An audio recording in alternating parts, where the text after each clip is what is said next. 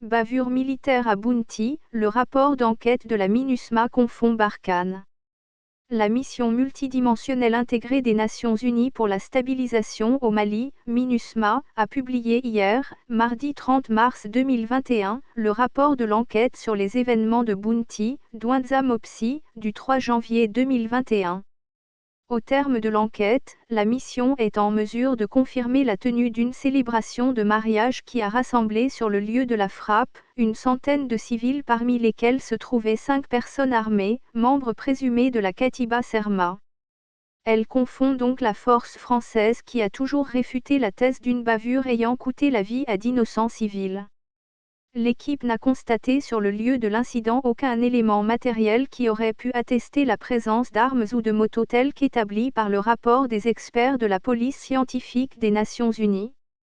Telle est la conclusion de la mission d'enquête de la MINUSMA sur la tragique frappe de la force française Barkhane sur le village de Bounty le 3 janvier dernier. Ce jour, la cible des avions de la force française Barkhane était une cérémonie de mariage qui a rassemblé une centaine de civils parmi lesquels se trouvaient 5 personnes armées et membres présumés de la Katiba Serma.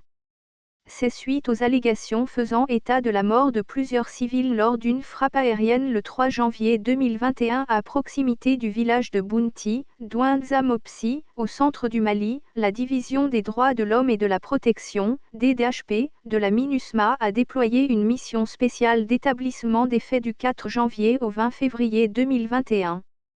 Cette enquête, souhaitée par de nombreuses organisations maliennes et internationales de défense des droits humains, Association malienne des droits de l'homme, Fédération internationale pour les droits humains et Human Rights Watch, a bénéficié de l'appui de la police scientifique des Nations Unies. L'enquête, selon le communiqué publié hier mardi par la MINUSMA, a conclu qu'au moins 22 personnes, dont 3 des membres présumés de la Katiba Serma présents sur le lieu du rassemblement, ont été tuées par la frappe de Barkhane. Elle a précisé que sur les 22 personnes tuées, 19 l'ont été directement par la frappe, dont 16 civils, tandis que les 3 autres civils ont succombé des suites de leurs blessures au cours de leur transfèrement pour des soins d'urgence. Au moins 8 autres civils ont été blessés lors de la frappe. Les victimes sont tous des hommes âgés de 23 à 71 ans dont la majorité habitait le village de Bounty, a indiqué le communiqué. Ce rapport a été élaboré sur la base des entretiens individuels organisés avec au moins 115 personnes et avec au moins 200 personnes lors des réunions groupées. La mission d'enquête a également déclaré avoir réalisé plus d'une centaine d'entretiens téléphoniques et analysé au moins 150 publications, notamment des communiqués et déclarations officielles, des articles de presse, des déclarations et positions d'autres acteurs, des sources ouvertes ainsi que des photographies et vidéos concernant la frappe de Bounty.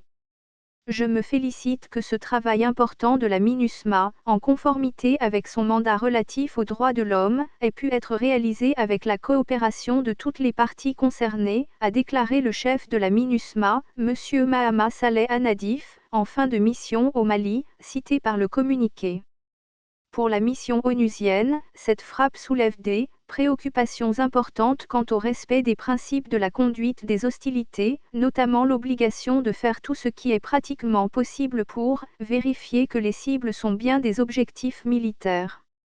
Au terme de l'enquête, la mission onusienne a recommandé aux autorités maliennes et françaises, entre autres, de diligenter une enquête indépendante, crédible et transparente, afin d'examiner les circonstances de la frappe et son impact sur la population civile de Bounty, d'examiner de manière approfondie le processus de mise en œuvre des précautions lors de la préparation d'une frappe ainsi que des critères utilisés pour déterminer la nature militaire de l'objectif aux fins de l'application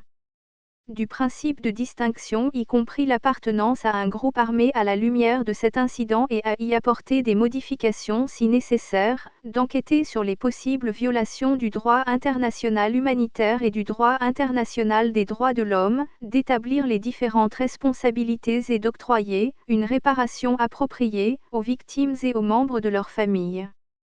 Il faut rappeler qu'au lendemain de cette frappe, l'état-major français a réfuté la thèse de la bavure en évoquant une patrouille d'avions de chasse qui a neutralisé des dizaines de terroristes préalablement repérés après une opération de renseignement de plusieurs jours. Les informations relatives à un mariage ne correspondent pas aux observations effectuées, a-t-il précisé. L'enquête de la MINUSMA vient de donner raison aux populations locales qui ont toujours dénoncé une bavure militaire. Source, Le Matin.